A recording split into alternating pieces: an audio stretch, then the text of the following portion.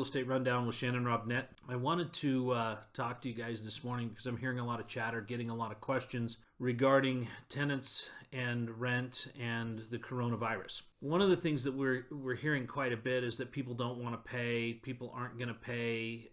Governors have forgiven the rent. Governors have stopped the eviction process. Cities have forgiven the rent, and they're not collecting it. And the reality is that there's so much misinformation out there. I want to boil it down to a couple of things. First of all, some governors have stopped the eviction process during this crisis. We all have a court system, and we all understand that if the tenant does not want to pay, there will be a time and place for that to come to light in court. And if the tenant can't pay, I would encourage every landlord to work with that tenant to try and keep them in the house or the apartment or the property and work out payment arrangements with them, because I believe this is going to be a very short, very steep in and out because it's based on a pandemic. It's not based on market factors for the most part. The other thing to probably remind our tenants of is that we as landlords are more than willing to work with them. But the communication needs to start from the tenant. We reached out to all of our tenants and let them know, hey, we're willing to work with them. We went in and we abated some RUBS and some cable fees because we felt that was a way to kind of help everybody. But the reality is that when this economy lands back on its feet, it's important that everybody understand that to the degree that we work together to get through it, that's going to be to the degree that landlords are going to want to work with tenants coming out of it. And, let's not forget that before this coronavirus happened and before it started, we had a very low vacancy. We had rents escalating. We had a lot of things happening that were not tenant favorable. And now we have some unemployment happening. We've got some things that are changing that landscape. And if tenants want to just throw down and say, I don't want to pay my rent, I don't want to communicate, I don't want to do this because you can't evict me, there will come a time when that process will fire back up and landlords will be able to remove a tenant that is not paying because that's their legal right. And then they will have the ability to pursue that tenant in court. Whether or not they choose to do that is entirely up to them.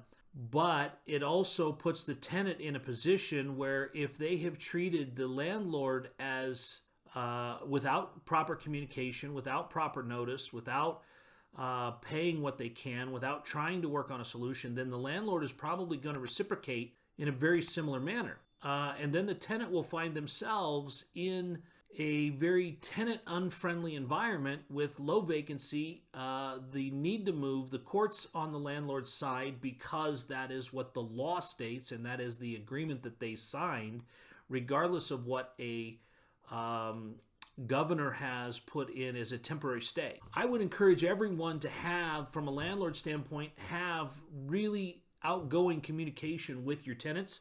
Be reaching out to them, letting them know that you are willing to help them, you are willing to make arrangements to, work things out with them.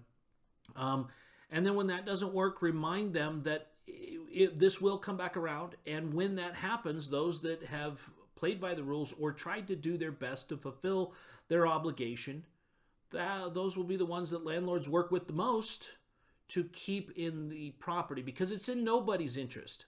Regardless of what people think, it is absolutely in no one's interest, no one's best interest, to remove a tenant during this situation or immediately after the situation. It is in everyone's best interest on 90% of cases that everybody do what they can to get through this. We have reached out to some of our tenants, and if they have had a job loss, they've had hours cut, we're willing to work with them with documentation that this is in fact happening. And we're not being jerks about it. We just want to ensure that we are more than willing to be helpful if in fact the person has experienced some loss, and we will participate in that to make sure that we get through this. So I want to encourage everybody, just because you have a stay on the eviction process or you have something like that happening, I would encourage you to do what you can for the landlord. And on landlords, I would encourage you to do what you can for your tenants, because this will all come back around. But we are in an environment where there is not enough supply for the demand that is out there. And at the end of the day, you're going to want to play nice with everybody, because it will come back, and to the degree that you have been helpful will likely be the degree that you are being helped. Good day, everyone. Have an awesome week. Try and get through this coronavirus and everything that's going on with it. Be safe. Take care of those around you. Reach out to those around you. Check in on them. Make sure everybody's got plenty of toilet paper, plenty of food. Most of all, take care of yourselves. We'll talk to you soon.